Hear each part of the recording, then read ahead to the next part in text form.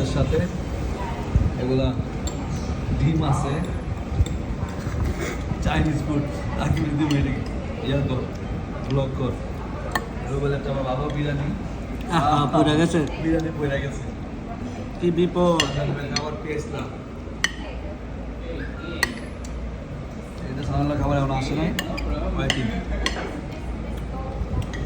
আমার বউজি তো ডিম ভালো লাগে, ও এখন খাবার কোনো ভালো লাগে না,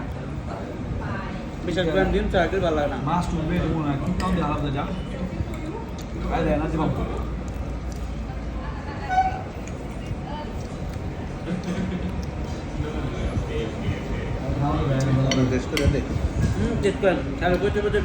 তাই না, খাবার মনে ব্যস্ত পারবে না মানুষ মারলে, খাবারটা ভালো বলে হইলে হ্যাঁ বলতে লোক থাকলে